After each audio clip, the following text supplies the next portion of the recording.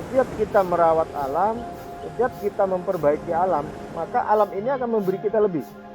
Salah satu contoh yaitu kita memperbaiki konservasi ini, membuat terumbu karang buatan, terus transplantasi terumbu karang, akhirnya kita diberi sesuatu oleh alam ini, yaitu dengan cara jadilah tempat pariwisata seperti ini.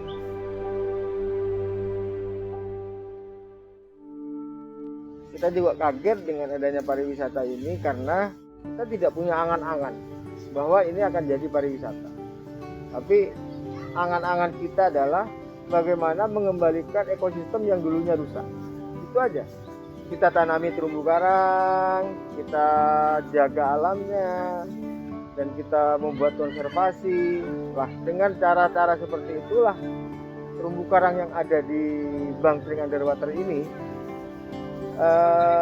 bertemu dengan baik, berkembang dengan baik. Lah, disitulah ini yang menjadi daya tarik wisatawan. Dengan hasil-hasil tanaman kita, transplantasi kita, karang buatan, ada fish apartemen juga. Lah, disitulah yang dengan tiba-tiba menjadi daya tarik wisatawan. Dengan 1 orang, 2 orang diangkat ke medsos, diangkat, akhirnya dengan sendirinya kita jadi tempat pariwisata seperti ini. Dan alhamdulillah pariwisata ini kita berkolaborasi dengan masyarakat. Lahan di sekitar ini juga lahan beberapa masyarakat yang mau kerjasama dengan kami.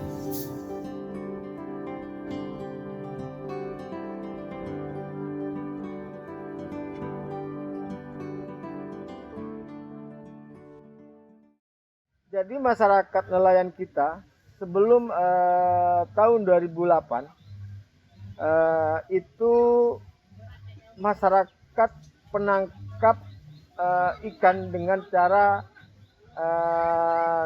merusak lingkungan. Salah satu contoh yaitu menangkap ikan hias dengan cara pemotas, menangkap ikan konsumsi dengan cara pengeboman, pengambilan terumbu karang, karena terumbu karang ini juga laku.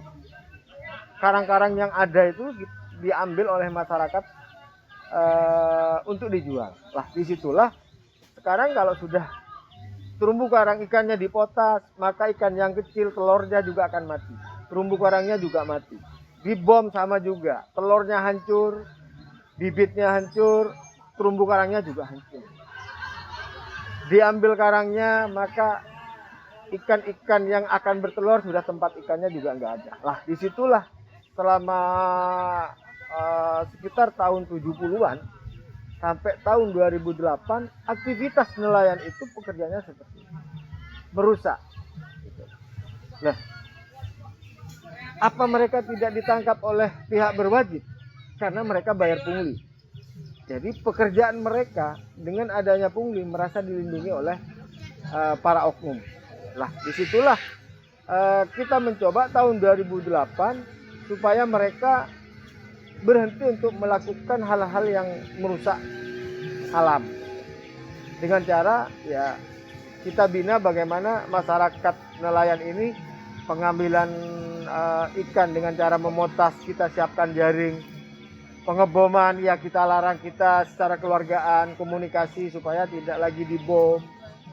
Pengambilan terumbu karang juga sama, kita komunikasi dengan masyarakat, akhirnya mereka sadar sedikit walaupun kita agak berat.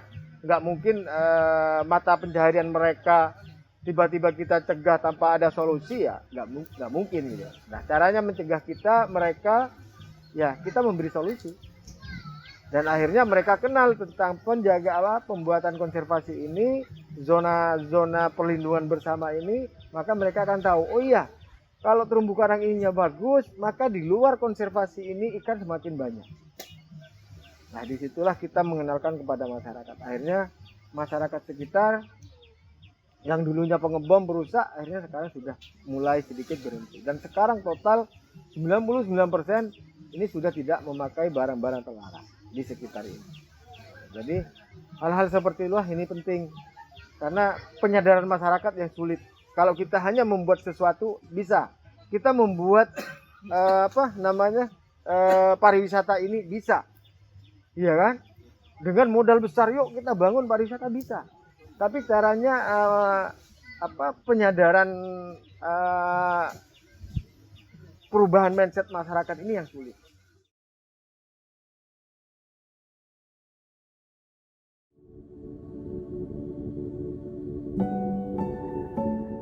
Pesan kami. Jadi bagi masyarakat luas tentunya untuk pengelolaan dimanapun kita fokusnya ke konservasi dulu. Jadi kalau para investor jangan ke pariwisatanya, tapi ke konservasinya, baru akan jadi pariwisata. Karena kita ada dua pilihan, pariwisata dulu atau konservasi dulu. Kalau saya lebih milih konservasi. Karena kenapa? Kalau konservasi jalan, maka pariwisata akan jalan.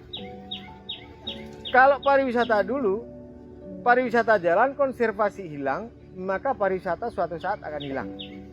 Ini. Terus bagi masyarakat luas yang masih belum tahu Bank Sering Underwater, silahkan berkunjung ke Bank Sering Underwater, karena di tempat kami adalah wisata edukasi yang berbasis masyarakat dan bisa mandi bareng dengan hiu dan bisa mandi bareng dengan ribuan ikan. Maka para pengunjung akan puas dengan adanya wisata bahari yang ada di Banyuwangi, yaitu terutama di Bank Sering Underwater.